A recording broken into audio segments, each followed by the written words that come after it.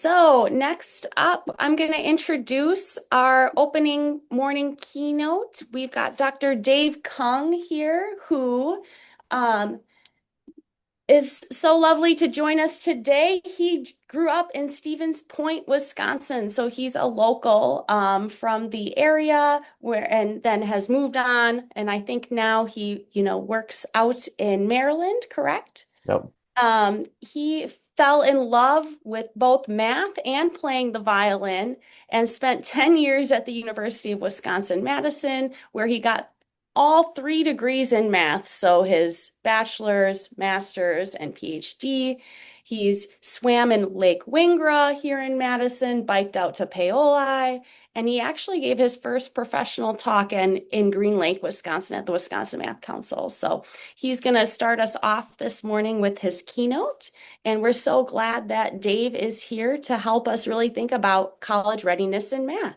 So I'm going to stop sharing my screen and hand it over to Dave. Let's give him some love in the chat or reactions, etc. Lisa, thank you so much. I'm really excited to do this. Excited to be here. Always love working with my home state of Wisconsin. So great to be here. I'm gonna try to make sure I can see some people and the chat. If you are out there in the chat land, if you could tell me, give me one word about how you're feeling this morning. Let's see how we're doing in chat. I'm gonna try to adjust my screen so that I can see chat a little bit better. What's one word? How are you feeling this morning? Let's see. Kyle's grateful. We got some groggy people. Yeah, Kristen, I'm with you. Um, I flew in from DC yesterday. It was yeah. We got some excited people, some groggy. This is good. We can work with this. Crystal, I love the optimistic. Excellent. Clumsy, I'm bathing my kids. Oraimo, thank you for that.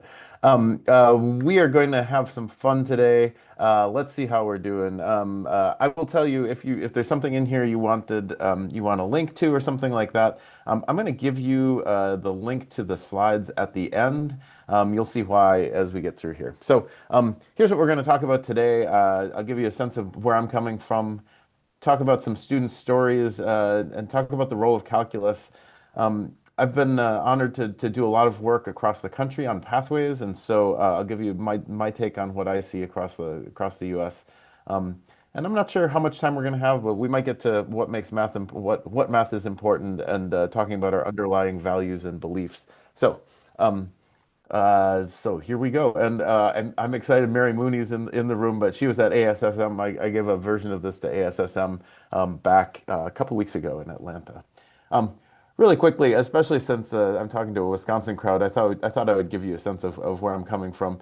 Um, my parents were both math teachers. My dad was a math professor in Stevens Point at UW Stevens Point.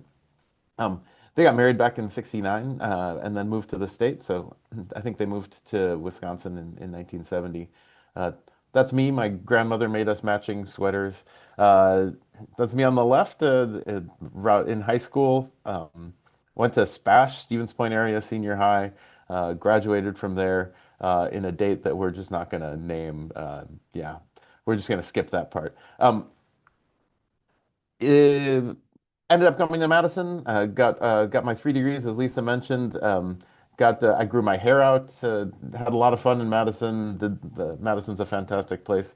I used my music. I played in the Madison Symphony for I think 6 or 7 of those years. I got my hair cut eventually. Ended up at St. Mary's College in Maryland teaching math out there. Um, Had a fantastic time out there. Taught at St. Mary's for about 22 years, something like that. Had a lot of fun teaching undergraduate mathematics. I also had some fantastic other experiences. I went to China. I taught in Shanghai for a year.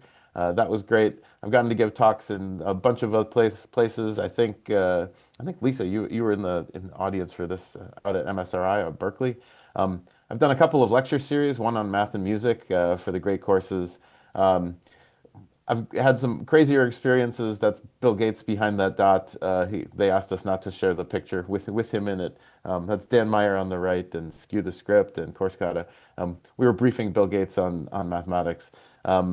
Got to get to the UK last fall where I did something which was just nuts. I got to see the first calc book. This is Newton's Principia Mathematica. This isn't the first printing. This is actually the manuscript, so handwritten in Latin, first calculus book. Um, I've also worked with a lot of different groups. I directed Project Next for 9 years. It's working with teaching fa with faculty around the country. These are college math faculty. So I got to work with, I don't know, 900 or 1,000 math faculty. I worked at the Dana Center down at UT Austin. That's Uri Treisman on the left. Worked there as the director of policy for a few years. And for the last few years, I've been running this meeting in DC in May where we get all of the K-12 leaders of K-12 organizations together, and we get to hang out and talk about what's going on, just to create more connection across the ecosystem. All of this is to say I've had lots of different experiences which give me some insights into sort of our systems as a whole. I want to point out that this traditional high school sequence that we have, it worked really, really well for me. It propelled me to a lot of what I've done, and I'm really thankful. But I also want to acknowledge that it didn't work well for everybody. So that's what I want to turn to next. I want to tell you stories of students for whom our system isn't working so well, or they're doing great things, but the system was not set up for them. So I've changed their names, but these are real people, stories of real people. This is Maria. Maria was from the Rio Grande Valley. She was aiming for the Ivy Leagues. She really wanted to go to Ivy League school, but she wanted to do English and psychology. Her advisors told her she had to do calculus if she wants to get into the Ivy Leagues. And so she did. She did an early college program there. So she did calculus. She got admitted to Ivy League school, which was fantastic. She struggled a little bit, but she ended with an English and history double major, and she eventually took stats for an education master's degree that she needed. I also want to tell you about Marcus. This was a pseudonym again, but Marcus was a student of mine. He's from Baltimore. Had a strong interest in STEM. He did 3 years of high school math. He got through pre-calculus. He was sort of on for what his school was a fairly accelerated track. But there was no calculus available, so he didn't take math in his senior year. So when he went to community college, he got placed. He hadn't seen any math in a year. He got placed into developmental math. He did 3 levels of developmental math, made it to and through calculus. He earned his 2 year degree. It took him 3 years to do it, but he got his degree. He transferred to a 4 year school, and then it took him 3 years, but he got his physics degree in 3 years. And so what I want to point out is that in both cases, the system that we have didn't really work well. It was not set up for these students. Maria had to take calculus, which was not at all the course that she needed. Given her interest in psychology, she should have been in the stats class. Would have set her up for what she did later in education. And I just want to unpack this a little bit. Calculus plays this role of gatekeeper in our world. And it's needed by a minority of college grads. We're going to talk about that. But it's really overvalued in admissions. And if you haven't seen it, the Just Equations folks have great material out there on exactly what it means that calculus is overvalued in admissions. We also have really inequitable access by race and by income. And so if you look at who gets calculus, the orange bars here are high schools with a high student of color enrollment, and the blue ones are high schools with a low student color enrollment. And this is which of those high schools offer calculus, advanced math, algebra 2 even. Um, and if you look at high schools with a high enrollment of low-income families versus a low enrollment of low-income families, you see similar patterns. And so we have this calculus is held up as this sort of admissions, as this gateway thing, but then if you look closely, not everybody has access. Um, Let's look at Marcus. This was his pathway, and if we think about his pathway, the fact that he took no math was really notable in here, and that set him back because he ended up taking developmental ed math here a couple of times before he got to calculus, and then finally into his 4 year school, and into physics. Um, where does it fail him? So there were extra hurdles for Marcus. So first of all, taking no math in his senior year. I'm going to give you a statistic, which is one of the more shocking statistics that I know. I was working with some researchers in Texas, and they had a great data set. Texas has fantastic data. And I asked them the question. They had done this statistical study, which was a statistical twin study. So they're looking at they pair up people who are the same in every way except for one way. And I asked them to do this study where they paired up students who were the same in every way, except that one of them took math in their senior year and one of them didn't. So I really wanted to know what's the impact of taking math in your senior year. And we asked, natural questions. What's the impact on things like your further education? Taking math in your senior year increases your 6-year graduation rate by 15%. Just that one decision to take math or not take math in your senior year. He didn't take math. That made his path a whole lot harder, and you saw why. It's because if you don't take math in your senior year, then you end up in the development, you're more likely to end up in a developmental math system when you get to college, community college, or a four-year school. In terms of Marcus going to a two-year school, we know that about 80% of students who start full-time at a two-year school intend to or to transfer and earn a bachelor's degree. Um, Only 25% of them have transferred within 5 years. Only 17% of them have earned a bachelor's within 6 years. So Marcus's decision to go to a two-year school, which is a perfectly fine pathway, but it's a decision that makes it a lot harder. I know in Wisconsin you've had changes in the last few years. I know there are like all the two-year schools got absorbed into four-year schools, but this is still it's a harder path when you go through those sorts of places. If you want to know why, this is a stunning graph. This tells you why students who are assigned to developmental education very rarely end up, getting through and to and through their goal math course. And it's not just that they fail. The students down here are the ones who fail or did not complete a class. The students who go this way, you know, these students just never started. These students passed one class, and then 15% of them were like, this is too much. And so, other things get in the way. They get a job, they have family responsibilities, whatever. They don't make it through. So, anytime you send students through a developmental sequence, a sequence of courses, it's going to be detrimental. And I especially see this in students who don't take math in their senior year of high school. One of my big points here is that we can build systems that work for everybody, not just for people like me, but for people like Maria and Marcus. Maria and Marcus persevered over hurdles that shouldn't have been there. They made it through. But my thinking is there were tons of students who were very much like Maria and Marcus, students who had the ability, the desire to go to Ivy League schools who didn't. Because of some of these barriers that we put up. Students like Marcus who couldn't make it through that developmental sequence that we were pushed to or didn't make it because they didn't have access to high school calculus. All right, I figured it was early. We needed a game show of sorts. So we're gonna do this in chat. And so I'm gonna try to get you out of the way. So let's see. There we are in chat. And here we go. We're gonna get you to guess some statistics. What percentage of U.S. high school grads go directly to college, either two-year or four-year? We're going to do this with a chat blast. So I want you to type your answer, but I want you to not hit enter. So everybody needs to type a number in chat. What percentage of high school grads go directly to college, either to a two-year or four-year, full-time, right? So you take high school grads, that's a big group, and you ask what percentage of them the next fall are in two-year or four-year school full-time. I think I've repeated this enough to give everybody a chance. How many people do we have in the room now? I can't even see that. Lisa, how many people we got in the room? Looks like 47. 47 people in the room. I'm expecting 46 answers to fly by me because I'm not answering this. All right, everybody hit enter. What do you got for a percentage? 70%. I saw 70% come through. Kyle's quick on the enter button.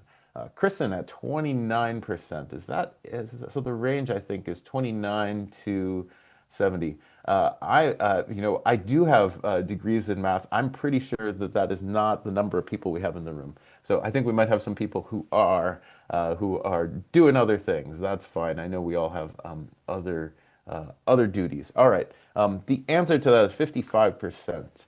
So 55% of high school grads go directly into college. That's national. Of course, that is different. That is really different by high school. It's different by state.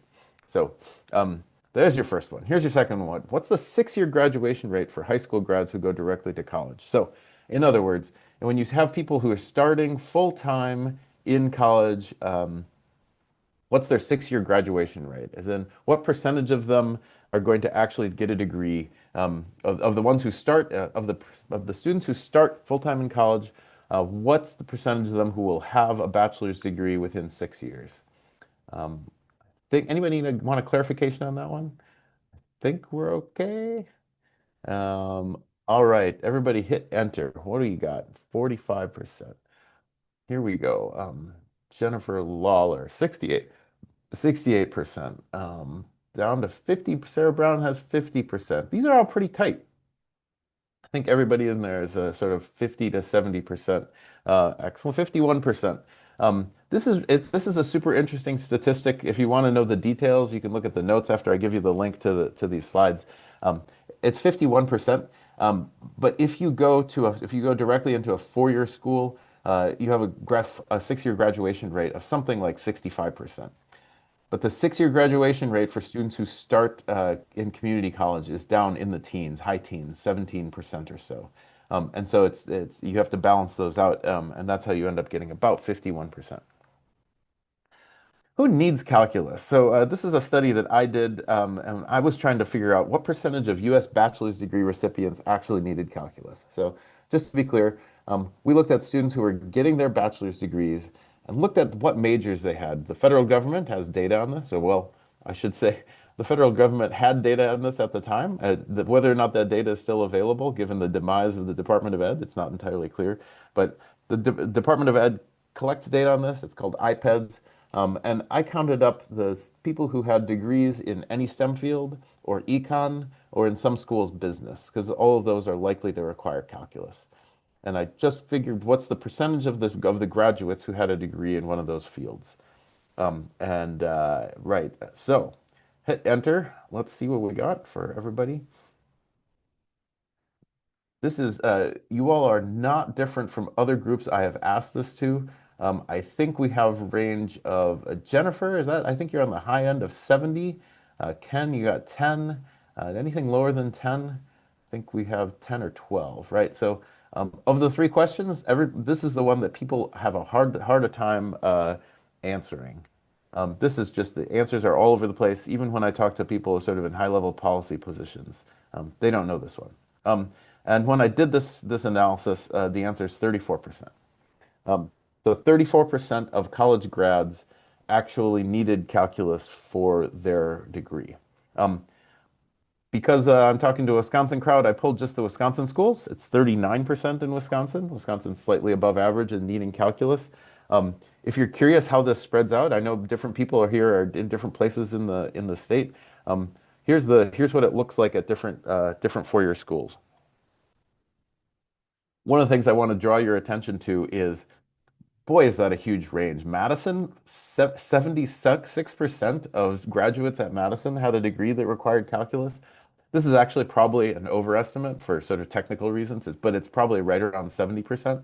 All the way down to these other schools. These are big schools. Green Bay at 11%, um, Superior at 12. Here's my Stevens Point, where I grew up, 17%.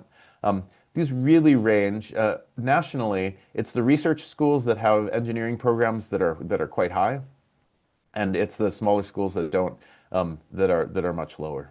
Um, yeah.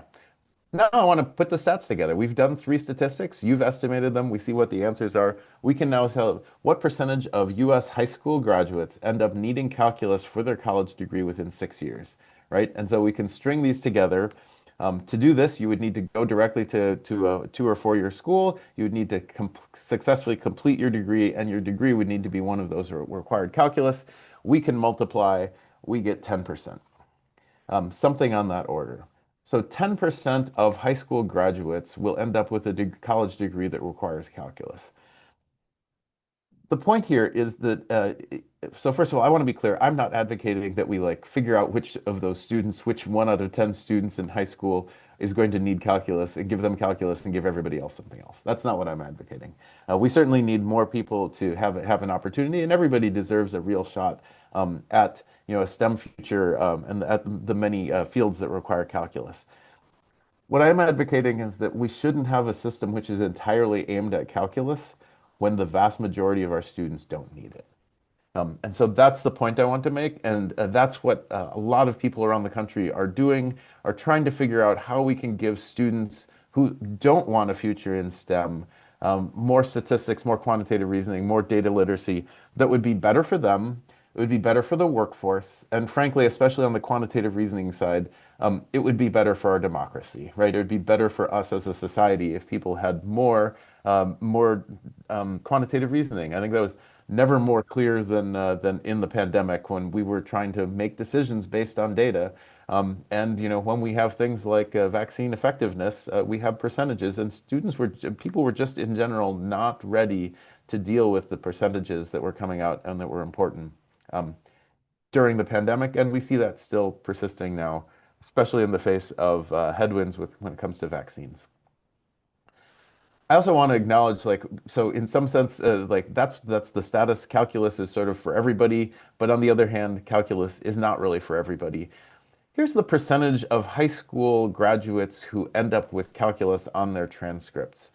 This was gathered every 5 years. This is from the Department of Education. I think it's um, the Civil Rights Office, which is now mostly demolished. We can disaggregate this by race just to make clear where we are. It's about 16% of students in 2019 who had calculus on their transcripts. But we can disaggregate this by race. Here's the curve for Hispanic. Here's the curve for Black students. It's about 6 or 7% of Black students um, took high school calculus. Um, and so we see that access to calculus is not equitable at all. And we can also do this. Here's that first graph again. We can disaggregate by income. Here's the richest quartile. I think this is by what percentage of students at a school get free and reduced lunch. Here's the richest quartile. Here's the next, and here's this one, right? So 8 or 9% of the students at poorer schools have access to calculus. And so really what we see is we have really inequitable access to calculus. So simultaneously, oddly, we are teaching like way too much calculus and not nearly enough calculus. When I say way too much, I mean we should be teaching math aligned with students' interests, especially for juniors and seniors in high school. At those levels, I think many students are ready to make a decision about what they're interested in. At the same time, we don't have equitable access to calculus in high school or into higher ed. And so this is a problem we have to fix, and we have to be mindful that as we fix this problem, we don't make this worse. So as we sort of figure out getting more students access to courses that are aligned with their interests, we have to make sure that we're not shunting students who otherwise have the ability, the interest in STEM fields, that we're taking them out of that pipeline. That gets us to a discussion of math pathways. So math pathways, the history of math pathways is that this is a movement that started I don't know, 15 years ago or so, when people, including my mentor, Uri Treisman, down at the Dana Center, were just looking at what was keeping students from getting college degrees. And the biggest barrier to a college degree at the time was a class called college algebra. It's a class, I think, honestly, that just shouldn't exist. We should take college algebra like out in the backyard and throttle it until it's gone. It doesn't serve hardly anybody well. At the time, college algebra was the biggest barrier to students getting lots of degrees, including things like nursing degrees, 2-year med tech degrees. Degrees in the trades. Like college algebra in a lot of places was a requirement for a 2-year degree, and it was keeping these students from that. I just want to make this real for a second. We've all been in a position like in a hospital or in a doctor's office where a nurse is going to come and like give us a shot of something, or our loved one is there and we're watching this. I don't think anybody in that moment is wondering if that nurse can like factor polynomials and graph quadratics. Like, just not. Nobody. On the other hand, like if you're like me, I'm sitting in there like, I sure hope that nurse can do dosing. I sure hope that nurse has some mathematics ability, but it's not what's covered in college algebra. And so, nursing is just one example. Like one of the things that we should do is we should really be thinking, like, what is the math that people need in their daily lives? And not just in the workforce, but in their daily lives to go around and make good decisions, to make good decisions when they're voting, to make good decisions when they're working with with civic organizations. What's the math that they need for that? And where are we giving it or are we not giving it to them? I think there's a consensus about math pathways when it comes to sort of this end in college. That humanities majors are best off with a quantitative reasoning course, that STEM, econ, business are best off with some form of calculus, that social sciences are best off with statistics. I'm simplifying things. Some states have other things in here. Future teachers, there are math for future teachers courses. Some other places have additional lines in here, but really roughly speaking, there's almost a consensus on this end of the spectrum. There's also a consensus on the other end. Everybody should have access to things like algebra. There's no consensus on when that should take place. There's, huge movements of get everybody getting algebra in eighth grade, everybody getting algebra in ninth grade. I think neither one of those has worked particularly well when it's been tried. And so some students will get algebra in eighth grade, some in ninth grade. But everybody having a shot, everybody learning some algebra. Algebra, it turns out, is really useful. I will just say I think we do a horrible job of pitching how useful algebra is. My best evidence for this is the fact that if you ask people out in the workforce, if you use algebra, responses are like about 10 to 15% say yes. If you ask people if they use spreadsheets, responses are it's like in the 80s or 90s. And there's this total disconnect between the fact that, when you're typing formulas in spreadsheets and copying them down and doing almost anything with them, you're doing algebra, right? And so we've done a poor job in the math community of signaling, of sort of teaching the things that we teach in line with how they're used and sort of showing people the connections. It's this middle ground that's really uncertain. Clearly, just sort of this almost feels like a I don't know, a geometrical fact. If you're gonna have everybody doing things here on this end, but different students doing different things over on this end, there has to be some place to branch in here. So with different students getting different math courses, and that is the big question. How do we do that, and how do we do that equitably so we're not just sending a bunch of students to whatever is seen as the lower class, least elite option. We're seeing a lot of different states tack this in different ways. I wanted to give you just an overview of some of the models I've seen out there. One possibility is to keep sort of the traditional algebra, geometry, algebra 2 sequence. I have to do this. Algebra, geometry, algebra 2. Like, first of all, we're like the only country in the world that still teaches math to teenagers in this way. Algebra, geometry, algebra 2. Almost everybody else has sort of integrated math through high school. I'm going to make everybody guess again, just in case you're falling asleep here on a Saturday morning.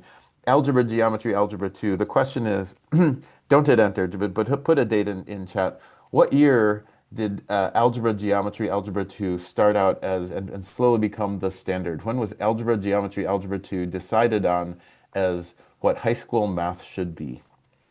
What year did this happen? Um, and it was not true. I will tell you, at the founding of this country, it was not true that we students had algebra, geometry, and algebra 2. But it certainly is. That's the norm now. Okay, hit enter. Let's see what we got. And we got, let's see, 1968, 1960s. We got Ken going back to the 1890s, Jennifer at 1893. Yeah, so some of you know your mathematics history. It is the group of 10 who were convened. I think they were convened in 1892, and then their report came out in 1894. So it's somewhere around there. That had algebra, geometry, algebra 2 in it. Incidentally, for our colleagues across the hall in the science fields, that was the report that laid out high school science as biology, chemistry, physics. Um, I love to think about this. 1892. Think about what the world was like in 1892 and how much the world has changed. The world has changed enough, and the mathematics and the science that we need has changed drastically in that time. And I don't want to say like algebra, geometry, and algebra 2 do not look exactly like they looked in the 1890s, and neither do the science classes across the hall. Um, but part of what inhibits us from doing things like putting more data into our students' experiences is the fact that the names of these courses are still algebra, geometry, algebra 2. So, um, I'll get off of that little historical aside. This is one model to do this. For instance, in Georgia, they've done this. they've updated their Algebra 2 course to take out some of the outdated material and put in some other things. What they've chosen to put in is more statistics and a little bit of linear algebra. And so there's a little bit of linear algebra in their algebra class. And then students get to decide if they're going to quantitative reasoning, pre-calc, or statistics. Um, some states are choosing to do this after 2 years. And so 2 years of math, what everybody takes, and then you get to choose. So for instance, I would say Oregon and Washington are versions of this, although they've mixed up. It's not exactly Algebra 1 and geometry. They've sort of mixed some things up. They've also added some content. In both cases there, they've added some data science content to those 2 years. Um, some states have moved to an integrated model, and so this includes, let's see, Utah, West Virginia, and North Carolina have done this statewide. There are some locales in California that have done this. They've taken up all of the mathematics in those three courses and mixed it up. Um, One of the things I've coached some high school teachers. One of the things they say regularly is that the teachers teaching Algebra 2, they have to spend, the first month or so of the class sort of making sure students remember their Algebra 1. Certainly putting Algebra 1 and then a break and then Algebra 2 a year later is not good for student retention of that material. And so integrating it can just help with that. And so integrated math for 3 years and then a choice of where to go from there. One thing I want to say about the integrated is once you've called these integrated math 1, 2, and 3, not only does it improve things for students now, but if we need to make changes in the future and what's in these courses, it's a whole lot easier when they're called integrated math 1, 2, 3 than when they're called algebra 1, geometry, and algebra 2. This is the latest model I want to tell you about. This is what's being talked about in my own state of Maryland. This is far from being implemented, but they are in the process. And they are integrating 2 years of mathematics, putting the way they've framed it is they should put all the mathematics that they think everybody needs to know into these 2 years. And so some of the topics that were in Algebra 2 are going into Integrated 1 and 2. Um, and then after that, they're giving students choice between heading toward pre-calc and calculus or heading to a course called Integrated Stats and Quantitative Reasoning. This is a course that's being designed at the Dana Center as we speak. It is not a college level course, but it would be a perfect intro to a college level quantitative reasoning course or a statistics course. One of the things I love about this is that there's this part of education that we haven't talked about nearly enough. So first of all, I forgot the order here. Like, of course, you can do these things in different orders. You could go from pre-calculus to a quantitative reasoning or into an integrated stats and quantitative reasoning course. I think we do a service to our students when we call them pathways. Like pathways sort of gives you the sense that you're on a pathway and you're marching down it. And if you want to go somewhere else, you have to go back to where it's split. That isn't the case all the time. Like you could go from pre-calculus to a statistics course, for instance. Um, there's this whole world out there of workforce and CT, and if you remember these statistics about where students are going, there's a ton of our students who are going into these pathways, whether they're pathways in high school or in community colleges, and going out into the workforce. And we have not done a great job of serving those students very well in mathematics. When I talk to people who are in this space, one of the things they regularly say is, you need a fair amount of math if you're in the trades. You need math if you're in construction. You need math if you're in HVAC. You need math if you're a med tech. But we have not done a good job of providing students in those pathways with the math. And the teachers I've talked to say when the students get there, it's the math that holds them up, right? And in some cases, that's holding them up from high value certificates that would lead to great careers, right? And so we need to do a better job of providing for that. One of the exciting things about this ISQR, Integrated Stats and Quantitative Reasoning course, is I think that with some minor modifications, it could be a great course to lead people into success in CTE pathways. What I love about doing this, if we do this well, it's the sort of course that serves multiple purposes. There are pathways from integrated stats and QR into college level math into 4 year schools, but there are also paths that do not go into 4 year schools. But it's a course that serves multiple purposes. I just want to, there are schools out there. I don't know if it's any of your schools, but there are schools out there with tons of students. Instead of this course, they're in courses with titles like consumer math. You know, it, even the title of that course, I just find a little bit offensive. Like what we're telling these students is there are other maths out there that are valuable to society and all of that. You're no Now the only value you have to society is as a consumer. And I just find that so offensive, right? And so we should be giving students access to math that's doing better than that. Um, I also want to call out something about AP because I've been in some conversations recently. For a long time, calculus, AP Calc has been around for, I don't know, 70 years or something. AP Stats has been around for a long time, has grown in popularity. In fact, I think now there's more students taking AP Stats than there are taking just the AB exam. There's a ton more students if you count Calc A, B, and BC. And of course, now there's a pre-calculus, AP pre-calculus course. Um, I'm sure some of you have feelings about AP pre-calculus. I was not so thrilled. I thought this was kind of a money grab on part of a college board, but it is what it is. What we've been talking to them about is the possibility of starting an AP quantitative reasoning course. The thing that I would really love about this is that it would signal to students what I think is correct, which is there are, three options of mathematics at the end of your high school and into college career. And they're all college mathematics, right? And it should be about your choice of which one to do should be more about you and your aspirations and dreams and where you want to end up. And it should be less about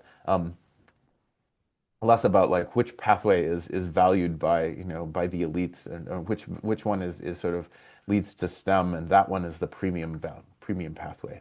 I would love a world where we have those three options. Importantly, I think in the growing dual enrollment space, I think we need to attend to the fact that still in the dual enrollment space, most of the coursework is in this pathway, college algebra, things like that. Um, and instead, what we should really have in that dual credit space is options that lead to all of these spaces. One Wisconsin specific note about this is UW-Madison's admissions policy says, in essence, they want you to take 4 years of math, but stats doesn't count. And I just think like this is a really outdated statement, both because stats is more important than ever, and because the world is moving to where students are making that choice at the end of high school.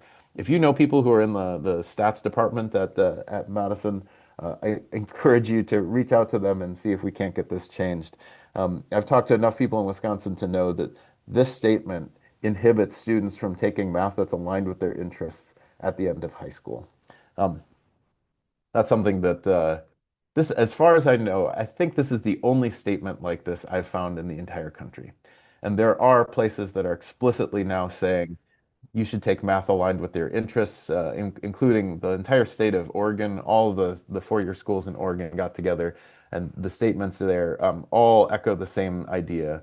If you're heading towards STEM, you should be on a path to calculus. If you have other interests, then other courses are more in line with your interests. All right, let's see. We're gonna like we're a little bit more than halfway through. How are people feeling? Give me something in chat. How are you feeling today? This is so much always hard when we do this virtually. Go ahead and just hit return whenever you got. How are we doing so far? Mhm. Mm. Samson's still excited to be here. Samson, I'm excited to have you here. Excellent. All right, people are doing good. All right, let's take a quick breather here before we press on. Crystal, thank you very much. Here we go. I want to talk, wanting to redo everything, Amanda. I appreciate that. Um, all right. I want to talk about what math we talk about and see as important. When I talk to high school teachers and when I'm in high schools coaching high school teachers, one of the things I hear regularly is, yeah, we would love to be doing more about conceptual understanding, but college professors, what they want are the procedures. They want to make sure students can do these procedures, and we need to do those. Interestingly, like when I talk to college professors, like they think that conceptual understanding is key, but like they're annoyed that in high school they only learn the procedures. Um, but they also like when they complain about students, they're not complaining about the conceptual understanding. They are actually complaining like, why can't they add fractions or something like that? Our gripes are about that. What I see is all of us like caught up in systems that really prize procedural understanding over all else, right? And we prize it in a million ways. We prize it on the high school side, in the state test, in the sort of district level testing in the tests that we give. We are doing a whole lot more testing procedural understanding than conceptual understanding. Um, and I think there are things we could be doing a whole lot better about this. But I think that on the high school side, these are hard questions, and the answers to these are at the state level largely, right? So we need to work on the state level, excuse me, so that our testing is more about concepts and less about procedures. We need to do that in the pathway from high school into higher ed. So we need to make sure that admissions and things like this are more about conceptual understanding. And we need to be sure that when we're on the higher ed side, it is concepts that we're really asking students to have and not so much these procedures. I think this is really important, and I think we're all caught up in a system that we would love to if it were different. Um, but I also think there's something about levels of importance that is really important. Um, in high school, when I've talked to high school teachers and when I've looked at their classes, especially Algebra 2, the sense that I get is like each of these procedures is important. You'll need to know them. I'm not sure when, but you'll need to know them. And so we're just going to go through these. And so the entire year is like a march through different procedures. We're going to complete the square. We're going to rationalize the denominators. We're going to factor this, then we're going to factor this other thing. We're going to do a whole lot of factoring. We're going to work with exponentials in this way. We're going to invert. It's sort of one procedure after another. And I'm not blaming high school teachers here. I think this is the way our system is set up to do this. We have long lists of standards that we're supposed to hit. And thank you, Jennifer. That is dead on, right? Algebra 2 is really useful if you're going to teach Algebra 2. Um, we have this long list of standards, and very naturally, once those standards are set at the state level, districts sort of like these are the standards we have to hit, and that comes down to the math leads at schools, the math coaches, that comes down to the teachers, and so we see this as a list of targets that we're going to hit. And even though they're written, many of them are written sort of conceptually, students they should understand these things. In the end, the assessments boil down to procedures. And so what we get is these procedures, and we get all of these. Um, and what we hear from college professors is that there are a few core things that are key, right? But it's not everything, and not everything is sort of equally important. And so I think we need to do a better job of coming to agreement of which things are really important and which things are not. I mean, one way of thinking about this is, every one of these, it's used somewhere. But are some of these ideas and concepts and procedures, are they so useful in so many places that they're core and everybody should get them? Are they sort of a little bit more optional? Or are they things that like everybody should see this, but it's not that important? Um, I have some immodest proposals for K-12 and higher education. I think we should start matching our assessments to our values. Like, if we're all really saying that conceptual understanding is important, we should be valuing that in the assessments that we give. I think there's some really interesting possibilities here. Um, I- you know, for a long time, getting students to explain their reasoning made everything a lot harder, right? So it makes the grading a lot harder. It makes everything harder. I think what's on the horizon is AI help for that, where we certainly check what the AI is doing, but AI assistance to grade and evaluate students when they're actually explaining their reasoning, I think is coming. But matching our assessments to values is really key. I think we need to do a whole lot more communicating across the split from K-12 to higher education. Getting people, getting in your localities, getting high school teachers in the same rooms as college professors, including people who are in the dual credit space. I think the dual credit space gives us an opportunity to do more of that, where you have people teaching the same students, even though some of them are community college professors and some of them are high school teachers. More communication would be better. I think we need to always lead with sense making. The one thing that everybody I talk to agrees is many students at some point move from making sense of the mathematics to just moving symbols around on the page. And that doesn't help anybody, especially in a world where AI or photomath or Wolfram Alpha can do all of the calculations. If it's just about moving symbols around, we have tools that can do that correctly. We need to be a little bit clearer about focal points. This is what NCTM is calling them, more important concepts. What are the really core things? that students should be coming out with, as opposed to other things which are less important, right? And so, what are those core focal points? Making sure that everybody understands what those are, both so that high school teachers know which they should be focusing hard on, and so that college professors know what the high school teachers are focusing hard on. Um, and I do think that procedures are key, but I think we have to have some hard decisions about which procedures are key and which really do require automaticity and which ones aren't so important. Um, just to give you an example, I think if we get everybody together, I've done this with different groups. I think if we got everybody together and asked them, one of the things I think would people would be is everybody would say yes to is solving linear equations. Not only do we want students to understand why and how to solve linear equations, but we actually want them to practice enough so that they get to automaticity, right? So that they get to be able to do it without sort of the cognitive load of thinking through why it's true. And the reason I think is really clear. Students are going to need to solve linear equations in courses like biology and economics and chemistry. And when they're in those classes solving linear equations, they should be thinking about biology, economics, and chemistry. They should not be thinking too hard about the mathematics and the solving of linear equations. Finally, I think we need to admit that there's a ton of outdated material. I actually want to give a bunch of you are teachers. Type something in chat that you think is outdated that you think we should not be teaching anymore. Go ahead. Hit enter whenever. I'll give you a chance to think for a second. What's outdated in your view that we're still teaching students? What is just that you'd be everybody would be better off if we just skipped or didn't spend so much time on. I can tell you what's tops on my list. Tops on my list is rationalizing denominators. Rationalizing denominators is synthetic division. Rationalizing Sarah Brown. There we go. Rationalizing denominators. Memorizing trig function values. Polynomial division. There we go. Polynomial division goes right in with the synthetic division. Um, the whole reason we rationalize denominators, if you didn't know this, like if you were to look up the square root of 2 in a table in say 1963, you would look it up and you would find that it's 1.414. And so if you had 1 over square root of 2 as your answer, then you wanted that as a decimal approximation, it would be really annoying to divide 1 divided by 1.414 by hand because you would have to 1.414 is the thing in the denominator. It's much easier if you have 1.414 in the numerator. And so writing 1 over root 2 as square root of 2 over 2 means that you're taking 1.414 and dividing by 2. That is the entire reason we rationalize denominators.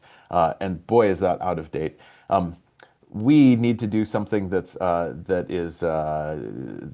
think with all this outdated material, we need to to follow Marie Kondo on this. Marie Kondo talks about taking the things that are no longer sparking joy, like things that that concert shirt that with T-shirt that we have from 30 years ago that we haven't actually worn. We need to thank these things for their service and send them on their way. Like there's some bunch of parts of of mathematics in the math we're teaching that is just really outdated. Um, one way to think about this is I would guess that most people on this call have updated their phones' operating systems probably sometime in the last 6 months. We update those things all the time. We do not update our math curriculum nearly enough. There are some places that are working on some of these issues that people should know about.